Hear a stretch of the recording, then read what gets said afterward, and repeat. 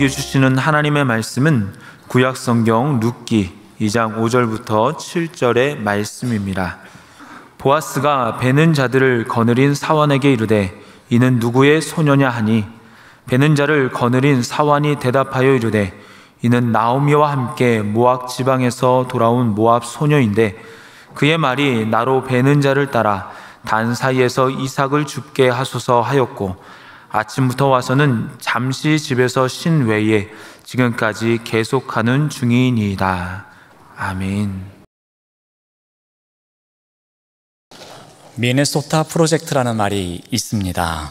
이것은 미국에 있는 미네소타 대학교에서 한국의 서울대학교 의과대학의 교수진을 초청해서 의료 지원을 한 프로그램을 말합니다. 그리고 그 이후에 서울대학교가 다른 나라들에게 지원을 하게 된 내용, 이것을 미네소타 프로젝트라고 말합니다. 오늘날 한국의 이 의료 수준은 세계 최고입니다. 한국 의료계의 이런 비약적인 발전 뒤에는 60여 년 전에 우리를 도왔던 이 미네소타 프로젝트가 하나의 큰 역할을 했습니다.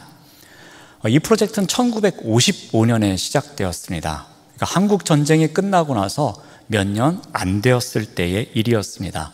이때 서울대학교 의과대학에 있는 교수들 77명을 초청해서 이 선진국에서 의료 훈련을 받을 수 있도록 해준 연수 프로그램이었습니다. 근데 이때 77명의 교수가 연수를 받고서 그 중에 73명이 한국으로 돌아왔습니다. 당연히 돌아와야 되는 거 아닌가라고 말씀하시겠지만 다른 나라들, 특히 인도라든지 그런 다른 나라들은 똑같은 프로그램을 진행했는데 많은 사람들이 미국 현지에 남고 본국으로 돌아가지 않아서 실패한 프로젝트이기도 합니다. 그런데 우리나라의 사람들은 이 77명 중에 73명의 사람들이 돌아와서 조국의 의료 발전을 위해서 공헌했던 것입니다. 이들이 만약에 미국에 남았다면 많은 혜택을 누렸을 것입니다.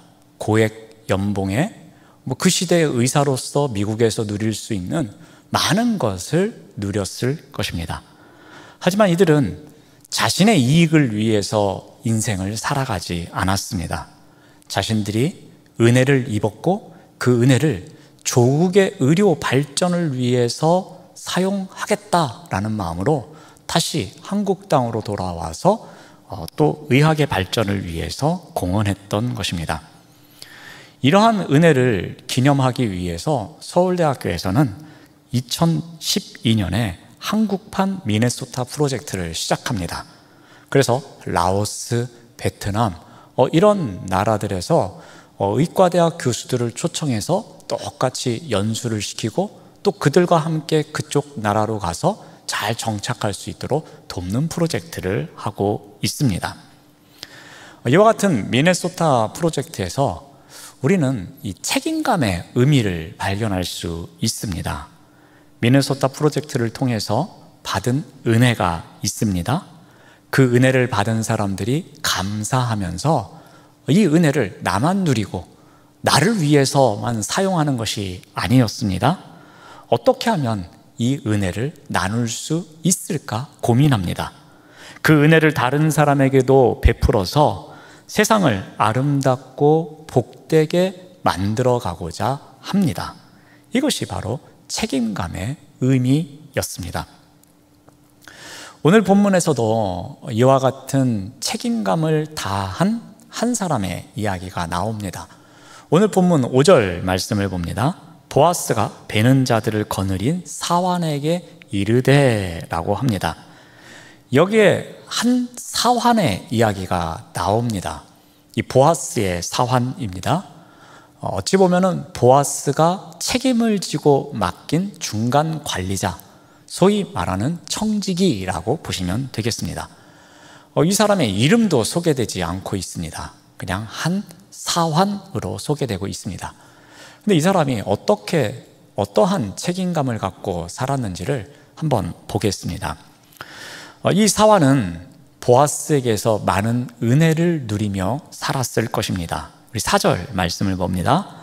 마침 보아스가 베들레헴에서부터 와서 베는 자들에게 이르되 여호와께서 너희와 함께 하시기를 원하노라 하니 그들이 대답하되 여호와께서 당신에게 복 주시기를 원합니다 라고 합니다. 여러분, 이 대화에서 무엇을 느낄 수 있습니까? 서로 존중해 주는 모습입니다. 보아스는 밭에 있는 사람들에게 인사합니다. 하나님께서 여러분과 함께 하시기를 원합니다. 이렇게 축복하면서 인사를 건넵니다. 그러자 일꾼들 또한 어떻게 합니까? 여호와께서 당신에게도 복 주시기를 원합니다 라고 축복하면서 인사합니다. 이 인사가 뭐 별로 대단합니까? 그거 뭐 평범한 인사 아닙니까? 라고 말할 수 있습니다. 하지만 그 시대는 사사시대입니다. 즉 하나님의 뜻을 따르기보다는 자기의 뜻이 앞서고 자기의 주장이 더 강하고 자신의 고집대로 살아가던, 그래서 옳고 그름을 자신의 기준에 맞춰서 하던 시대였습니다. 그러한 때에 하나님의 복을 빌면서 서로 인사하고 있는 장면입니다. 이를 통해서 보아스가 평소에 어떻게 사람들을 대하면서 살아가고 있는지를 우리가 쉽게 추측할 수 있습니다.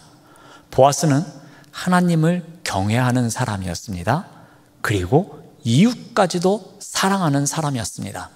무엇보다도 약자를 존중할 줄 아는 매우 인격적인 사람, 그 사람이 바로 보아스였습니다. 그러므로 오늘 본문에 나오는 한 사환, 이 사환 또한 이와 같은 보아스의 은혜를 많이 누리며 살아갔을 거라고 우리가 생각할 수 있겠습니다. 보아스는 자신의 집에서 거느리고 있었던 일꾼들에게도 이렇게 하나님의 복을 빌면서 인사할 정도로 인격적이었던 사람이기에 중간관리자인 사환을 세우면서 그를 인정해주고 그를 신뢰하고 그를 통해서 많은 일을 맡겼을 것입니다. 사환은 보아스를 통해서 많은 은혜를 누리면서 그가 맡겨진 일을 감당하며 살아가고 있었던 것입니다. 또한 이 사환은 보아스가 어떠한 마음을 갖고 있는 사람인지 헤아리고 있었습니다. 자, 보아스가 룻을 만나서 한 이야기 중에 이런 이야기가 있습니다. 12절 말씀을 보면은 이스라엘의 하나님 여호와께서 그의 날개 아래에 보호를 받으러 온 내게 온전한 상 주시기를 원하노라 하는지라. 자, 보아스가 룻이라는 여인을 처음으로 만났습니다. 그리고 이방인 소녀라는 이야기도 들었습니다. 그런데 그 여인에게 어떻게 이야기하고 있습니까? 하나님의 은혜에 대해서 나누고 있습니다. 하나님의 은혜가 없으면, 하나님의 사랑이 없으면 우리가 아름다운 삶은, 인간다운 삶을 살아갈 수가 없습니다. 그런 뉘앙스로 이야기하고 있습니다. 앞으로 당신이 성공하며 살아가기 위해서는, 앞으로 당신이 잘 살아가기 위해서는 하나님을 의지해야 합니다. 하나님의 복이 정말 중요합니다. 이렇게 이야기하고 있는 것입니다. 사환은 이와 같은 보아스의 신앙, 처음 만나는 이방인 여자에게도 이렇게 말하는 보아스의 신앙과 성품에 대해서 다 알고 있었을 것입니다. 그와 대화하면서 그가 자신에게 일을 맡기면서 또 일꾼들을 거느리고 일을 할 때에 어떻게 해야 되는지 대화하는 과정 속에서 이 보아스라는 사람의 성품을 헤아릴 줄 알고 그의 신앙이 얼마나 훌륭한 사람인지 알고 있었다는 것입니다. 그런 가운데 자신은 이러한 주인 밑에서 내가 은혜를 많이 입었으니 내가 이 자리에서 나만을 위해서 살아갈 것이 아니라 누군가에게 이 은혜를 같이 나누며 살아가야겠다는 생각을 합니다.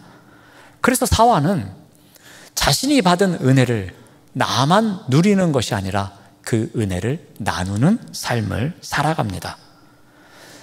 보아스에게 이 룻에 대해서 소개를 하고 난 이후에 보아스는 룻에게 또 이렇게 말을 합니다. 11절 말씀을 보면은 보아스가 그에게 대답하여 이르되 내 남편이 죽은 후로 내가 시어머니에게 행한 모든 것과 내 부모와 고국을 떠나 전에 알지 못하던 백성에게로 온 일이 내게 분명히 알려졌느니라.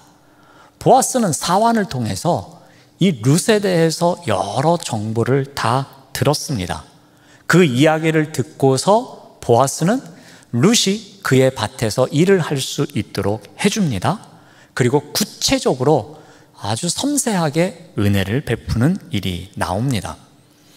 자, 그런데 한 가지 상상을 해봅니다.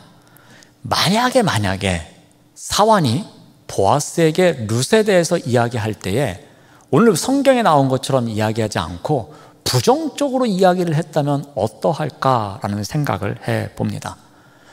주인님이 궁금하시는 저 여인, 저 여인 때문에 저 힘듭니다.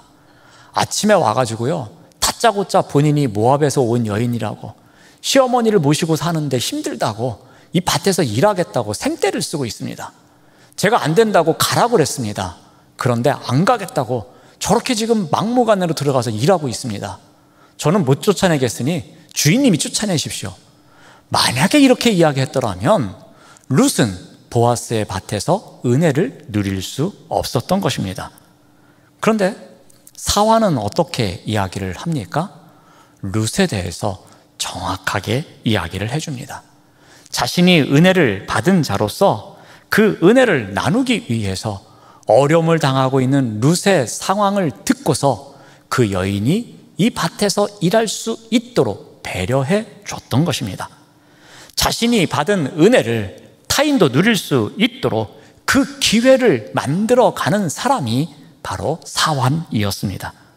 어찌 보면 긍휼이 넘치는 대변자로서 은혜를 나누며 살아가는 한 사람의 모습입니다. 바로 그 자리에서 자신의 책임을 다하며 살아가고 있었던 사람이 바로 오늘 본문에 나오는 보아스의 사환입니다. 자, 그렇다면 우리가 또 한 가지 더 생각해 보아야 될 것은 이러한 배경 이야기 속에서 우리는 어떻게 하면 신앙인으로서 이 책임감을 갖고 살아갈 수 있는가라는 것입니다. 어떻게 하면 우리는 우리의 삶의 자리에서 하나님께서 부르신 그 삶의 자리에서 우리의 책임을 다하면서 살아갈 수 있는가라는 것입니다. 이 사환을 통해서 이 두 가지 정도를 우리가 다시 정리해 보고자 합니다. 첫 번째로 우리가 생각해야 될 것은 내가 하는 일에서 기쁨을 찾아야 합니다. 나에게 맡겨주신 그 봉사의 자리든 내 삶의 자리든 어떠한 삶의 그 자리에서 이곳은 하나님께서 나에게 기쁨을 주신 그 기쁨이 넘쳐나는 곳이다라는 그 기쁨을 찾는 삶이 있어야 합니다. 한번 오늘 본문을 다시 한번 각색해서 말씀을 드리겠습니다. 자, 보아스가 베들레헴 성읍에서 왔습니다. 그런데 처음 보는 여인이 있습니다. 그래서 자신의 청지기에게 묻습니다. 저 젊은 여인이 누구냐라고 묻습니다. 그래서 사환이 답변을 합니다. 모압에서 온 여인입니다. 그리고 어떠한 일이 있어서 이곳으로 왔는지, 시어머니가 누구인지, 그리고 지금 아침부터 어떠한 일이 일어나고 있는지 상세하게 보아스에게 설명합니다. 자, 보아스는 룻을 부릅니다. 그리고 이 밭에서 일할 수 있도록 허락해 줍니다. 더군다나 섬세하게 배려까지 해줍니다. 내가 젊은 남자 일꾼들에게 행동을 조심하라고 단단히 일러두겠소. 그리고 혹이라도 갈증이 나면은 이곳에 있는 물 마음껏 먹어도 좋소. 그렇게 배려해 줍니다. 그러자 룻은 깜짝 놀랍니다. 그리고 엎드려 절합니다. 그러면 보아스에게 이렇게 말합니다. 저는 한낱 이방 여자일 뿐입니다. 그런데 어떻게 저에게 이렇게 따뜻하게 보살펴 주십니까? 라고 묻습니다. 그러자 보아스는 다음과 같이 말합니다. 당신이 남편을 잃은 뒤에 시어머니에게 어떻게 했는지 내가 들었소. 이미 알고 있소. 이제 하나님의 날개 밑에 보호 아래로 들어왔으니 그분께서 당신에게 넉넉히 갚아 주실 겁니다. 라고 답변합니다. 이와 같은 일이 일어날 때에 그 옆에서 지켜보고 있었던 사환이 있었습니다. 여러분, 이 사환이 그 두 사람의 대화를 들을 때의 마음이 어떠했겠습니까? 무척 기뻤을 것입니다. 자신이 이 불쌍한 한 사람이, 긍휼이 필요한 한 사람이 지금 자신의 어떤 중간적인 역할을 통해서 지금 모압에서 온 이 이방 여인이 시어머니와 함께 살아갈 수 있는 생계를 해결하게 된 것이었습니다. 사화는 자신의 일을 통해서 누군가에게 기쁨을 줄 수 있다는 사실을 발견하면서 엄청 기뻤을 것입니다. 이와 같이 기쁨으로 자신에게 맡겨진 일을 감당할 때에 우리는 그 자리에서 그 일에 대한 더욱 큰 책임감을 가질 수 있는 것입니다. 우리가 하는 일에서 기쁨이 있음을 발견할 때에 그렇구나, 내가 이 일에서 이런 기쁨을 느끼는구나, 그러면 내가 이 일을 좀 더 책임감을 갖고 해야겠구나 라면서 더 큰 책임감을 발견하게 된다는 것입니다. 기쁨으로 자신의 일을 감당한 또 한 명의 여인이 있습니다. 우리 잠언 31장을 보면 현숙한 여인이 나옵니다. 이 여인의 이름 또한 소개되어 있지 않습니다. 정체가 누구인지도 모릅니다. 근데 이 여인에 대해서 길게 소개하고 있습니다. 이 여인은 열심히 일하는 여인으로 그려집니다. 낮에도 열심히 일하고 심지어 밤에도 등불을 끄지 않고 일하는 여인입니다.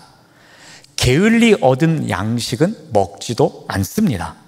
그렇다고 이 여인이 일 중독자는 아닙니다. 그녀는 자신의 불만족을 채우기 위해서 일만 하는 그런 사람도 아닙니다. 일을 통해서 인정받고 싶어하는 사람도 아닙니다.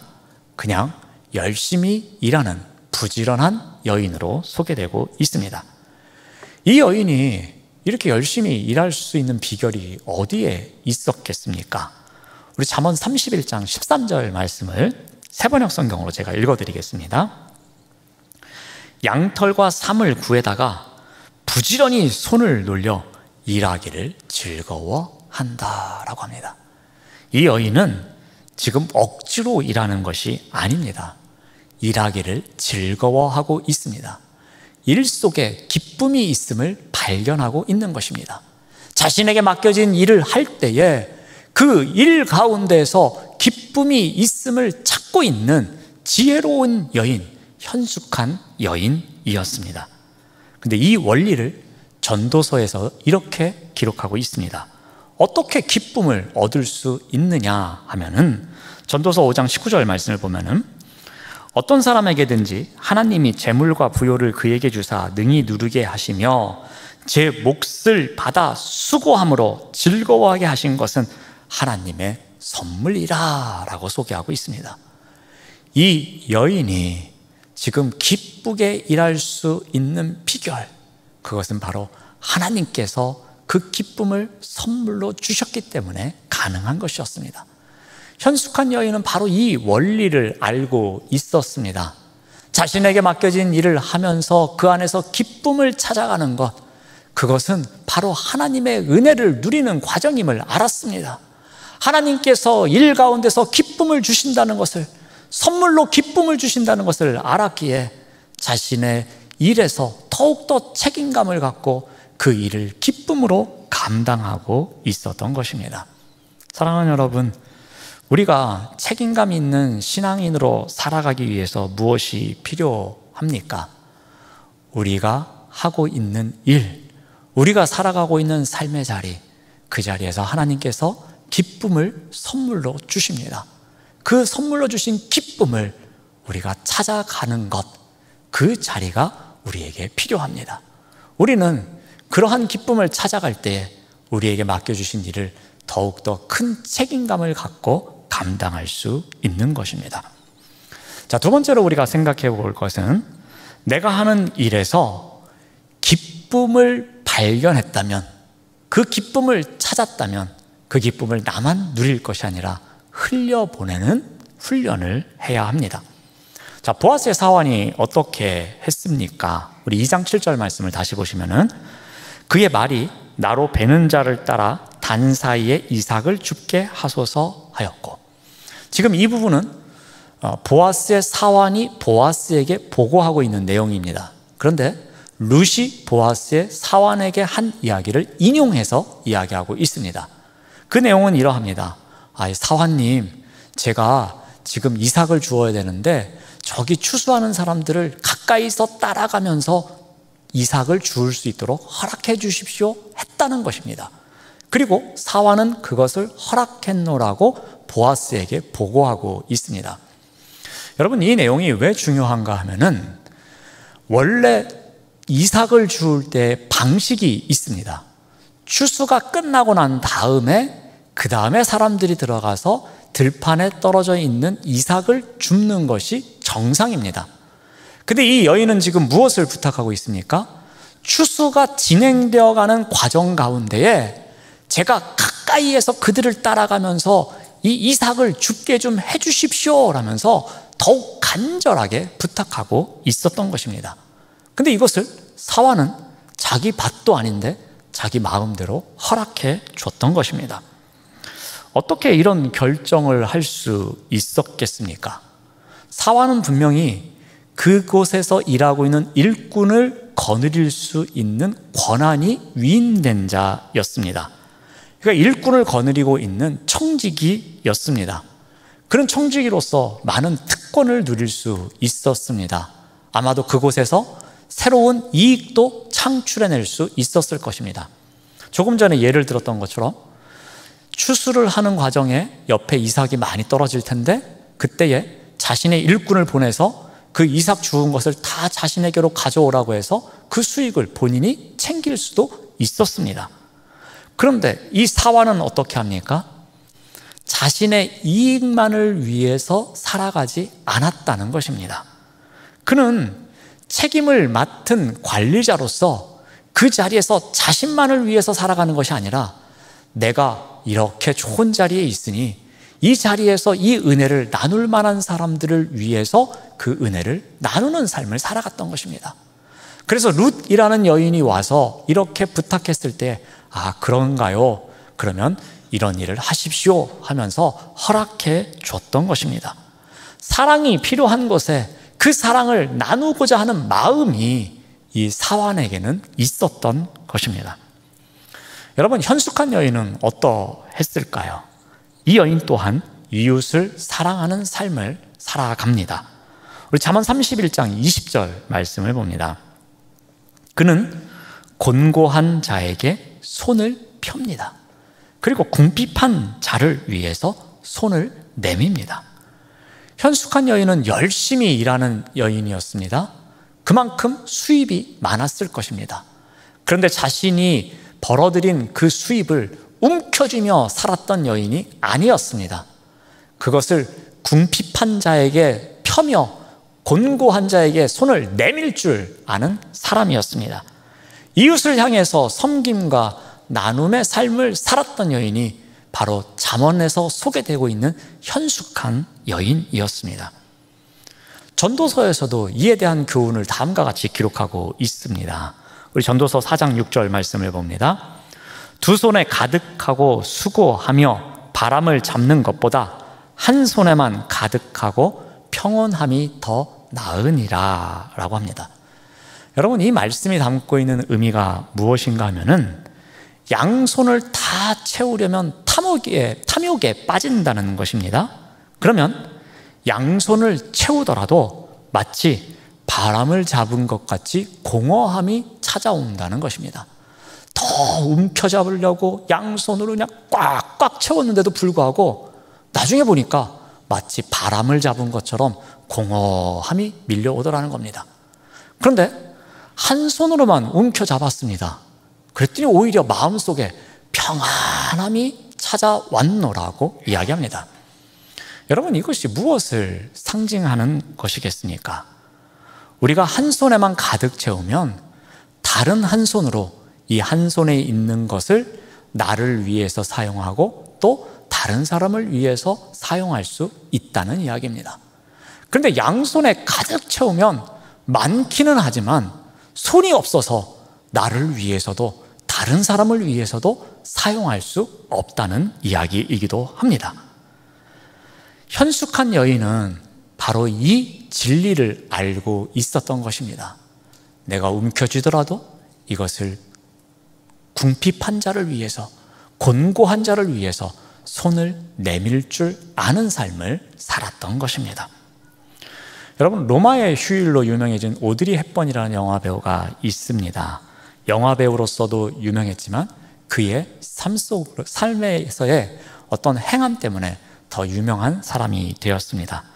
자신이 암투병하고 있으면서도 그 마지막 순간까지 아프리카의 아이들을 돕기 위해서, 이웃을 돕기 위해서 열심히 손을 내밀었던 사람이었습니다. 그래서 그의 유언에서 이 손에 대한 이야기를 합니다. 내가 더 나이가 들면 손이 두 개라는 걸 발견하게 된다. 한 손은 너 자신을 돕는 손이고 다른 한 손은 다른 사람을 돕는 손이다 라고 고백합니다. 마치 전도서의 말씀을 알고 있는 것처럼, 마치 혈숙한 여인이 어떻게 살았는지 알고 있는 것처럼 자신의 손을 움켜쥐면 움켜질수록 더 많은 것을 갖는 것이 아님을, 그래서 손을 내밀면 내밀수록 더 행복한 삶을 사는 것을 알고 있는 여인의 마지막 유언과 같은 이야기였습니다. 이러한 이야기를 통해서 우리가 어떤 부분에서 책임감을 갖고 살아야 하는지를 우리에게 가르쳐 줍니다.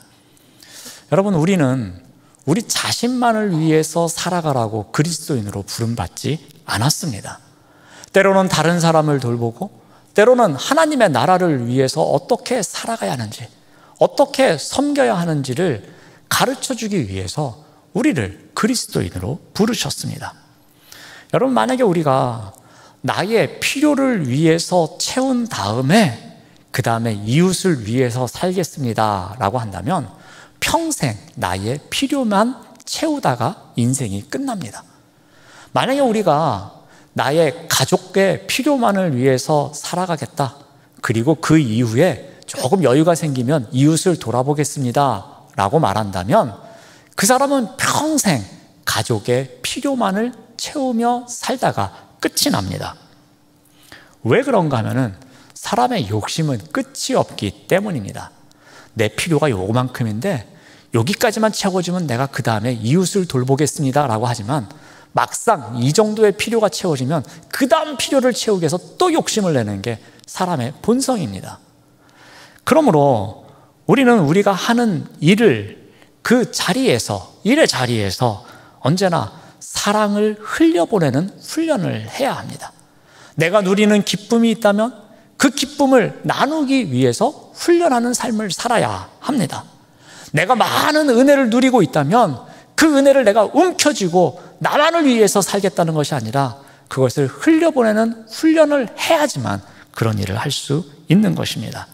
바로 우리가 이러한 사랑을 흘려보내는 자리에서 살아가려는 하는 그런 책임감이 있을 때에 우리가 그리스도인으로서, 그 신앙인으로서 부끄럽지 않게 살아갈 수 있다는 것입니다.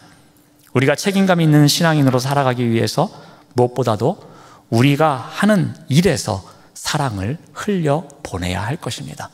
그 사랑을 흘려보내는 과정 가운데서 아, 그렇구나, 내가 이렇게 양손으로 움켜쥐는 삶이 아닌 다른 한 손에 있는 것을 다른 한 손으로 나누면서 사는 삶이 정말 의미 있는 삶이구나라는 것을 알아가는 가운데 우리 삶 속에서 더 큰 책임감을 갖고 살아갈 수 있는 것입니다. 사랑하는 여러분, 책임을 다하는 그리스도인으로 살아가기 위해서 어떻게 해야 합니까? 오늘 사환의 이야기를 통해서 우리가 두 가지 살펴보았습니다. 우리가 하는 일에서부터 먼저 기쁨을 찾아야 할 것입니다. 그 기쁨은 하나님의 선물입니다. 그 선물을 받은 자로서 우리가 하는 일에서 그 기쁨을 찾는 자리에서 더욱더 책임감을 갖고 살아가야 할 것입니다. 또한 우리가 하는 일에서 은혜를 흘려보내야 할 것입니다. 하나님은 우리를 우리의 이익만을 추구하며 살아가도록 부르지 않으셨습니다. 우리에게 주신 그 많은 사랑과 기쁨과 은혜를 흘려보내는 삶을 살아가도록 우리를 그리스도인으로 부르셨습니다. 그 은혜를 나눌 수 있어야 할 것입니다. 이것이 그리스도인으로서 책임을 다하는 삶입니다. 은혜를 받는 자리에서, 그리고 은혜를 나누는 자리에서 책임감을 갖고 살아가시는 우리 모두가 되시기를 바랍니다. 기도하겠습니다. 하나님 감사합니다. 하나님의 선물인 기쁨을 누리는 자리에서, 그리고 그 기쁨을 나누는 자리에서 책임을 다하며 살아가도록 인도하여 주시옵소서. 예수님의 이름으로 기도드립니다. 아멘.